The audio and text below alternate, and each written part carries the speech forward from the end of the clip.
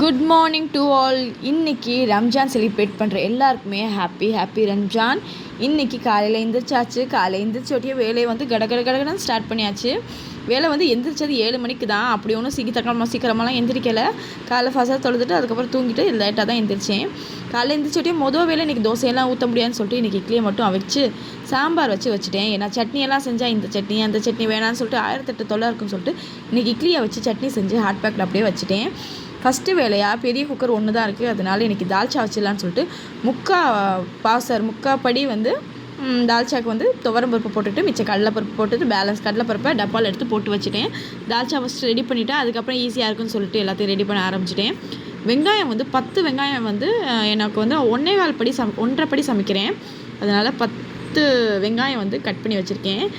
தால்ச்சா வந்து சூப்பராக ரெடி ஆகிடுச்சு. எல்லாத்தையும் கத்திரிக்காயெல்லாம் போட்டு சூப்பராக ரெடி பண்ணி வச்சுட்டேன். கறி எல்லாம் ரெடி ஆகிடுச்சு. வெங்காயத்தெல்லாம் வெட்டி நல்லா வாஷ் பண்ணி வச்சுட்டேன். வெங்காயம் கட் பண்ணுற வேலை தான் 5 நிமிஷத்தில் கட் பண்ணிவிடுவேன். ஏன்னா வந்து இங்கே வந்து என்கிட்ட ஒரு மிக்சர் கிரைண்டர் இருக்குது. இந்த ஃபுட் ப்ராசர் இருக்கிறதுனால இந்த கட் பண்ண டைமே தெரியல. உண்மையிலே சொன்னால் இன்றைக்கி நான் சீக்கிரம் சமைச்சது காரணமே இந்த ஃபுட் ப்ராசஸர் தான். சமைச்ச நேரமே தெரியல. அவ்வளோ சூப்பராக உதிரியாக நல்லா வந்து வெட்டிடுச்சு. இது எல்லாத்தையும் வந்து அதே மாதிரி பாருங்கள் 2வது பேட்சும் போட்டு சூப்பராக வெட்டிடுச்சு. நெக்ஸ்ட்டு சட்டி வந்து வச்சாச்சு. நான் எப்போயுமே குக்கரில் தான் சமைப்பேன், பாத்திரத்தில் சமைச்சதில்லை. சரின்னு சொல்லிட்டு இன்றைக்கி சட்டியை வச்சு சமைக்க ஆரம்பித்தாச்சு. எவ்வளோ எண்ணெய் போடணுன்னா 300 கிராம் எண்ணெய் போடணும். இது வந்து 250 ml ஒரு நெய் பாட்டில் இருந்துச்சு. அந்த பாட்டில் அளவெடுத்து 300 ml போட்டுட்டு பேலன்ஸ் ஃபுல்லாக நெய் போட்டேன். நெய் போட்டு நல்லா நைஸாக கட் பண்ணி வச்ச வெங்காயத்தை அப்படியே வந்து எண்ணெயில் போட்டு நல்லா ரோஸ்ட் பண்ணிக்கணும். வெங்காயம் உங்களுக்கு எந்த அளவுக்கு வதங்குதோ அந்த அளவுக்கு வந்து சோறு வந்து அவ்வளோ டேஸ்ட்டாக இருக்கும். வெங்காயம் வந்து நல்லா பொன்னிறமாக மாறணும். அந்த பொன்னிறம் தான் வந்து சாப்பாட்டுக்கு கலர் கொடுக்குறது. அதனால ரொம்ப நல்லா ஃபஸ்ட்டு அந்த ப்ராசஸ்ஸை சூப்பராக பண்ணிடணுங்கிற மாதிரி பண்ணேன்.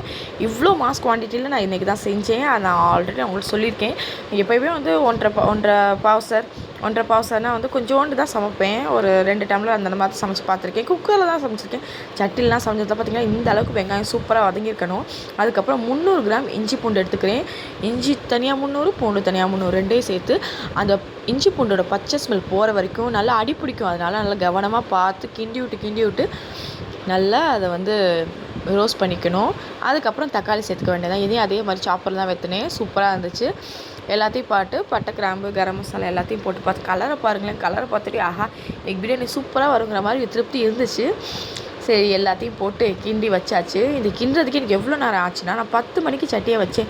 ஆனால் கிண்டி முடிக்க எனக்கு வந்து 11:45 வரைக்கும் இந்த ப்ராசஸ் மட்டுமே நடந்துச்சு. அதுக்கப்புறம் நல்லா தண்ணியை ஊற்றி தண்ணி நல்லா கொதிச்சதுக்கப்புறம் அரிசியை போட்டேன். அரிசியெல்லாம் போட்டுட்டு நல்லா ஃபுல்லாக வந்துச்சு. ஆஹா இவ்வளோ அளவு தாங்குமாங்கிற மாதிரியே தெரிஞ்சிச்சு. நல்லா அரிசியெல்லாம் சூப்பராக நல்லா வெந்து தம்முக்கு விட்டாச்சு. எனக்கு என்ன பயம்னா இந்த கேஸ் அப்படியே கவுந்துருமோன்ட்டு ஒரு பயத்தில் இருந்தேன். மற்றபடி அதெல்லாம் ஒன்றும் ஆகலை. இவ்வளோ பெரிய சட்டி ஒன் சைடாக வச்சா எப்படி இருக்குங்கிற மாதிரி ஒரு பயத்தில் இருந்தேன்.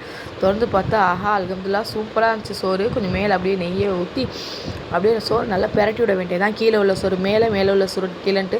அப்போ தான் மசாலா வந்து உங்களுக்கு எல்லா சைடும் பரவும். நல்லா சூப்பராக வந்துருந்துச்சு சோறு. அழகாக நல்லா இருந்துச்சு. நல்லா சாதமெல்லாம் கொஞ்சம் கூட இதாகாமல் நல்லா வெந்துருந்துச்சு. எல்லா சைடும் மசாலா போய் கறியெல்லாம் அப்படியே பஞ்சு போல் வெந்து சூப்பராக இருந்துச்சு. உண்மையிலே சொல்கிறேன் டேஸ்ட்டு பக்காவாக இருந்துச்சு.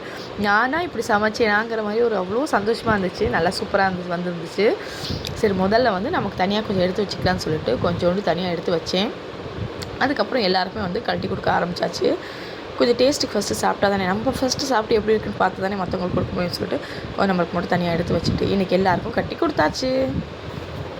கட்டி கொடுக்குறது பெரிய விஷயம் இல்லை. அது எல்லாத்தையும் ஒவ்வொன்றா பக்கம் பார்த்து எல்லாத்தையும் எடுத்து வச்சு எல்லா டப்பாங்கள்லாம் வாங்கி எந்த டப்பாவும் அந்த சில்வர் பாத்திரம்லாம் கொடுத்தா வர மாட்டேங்குது திருப்பி. அதனால் வந்து இந்த டப்பாவெல்லாம் கொடுத்து அழகாக எல்லோரும் கட்டி கொடுத்துட்டேன்.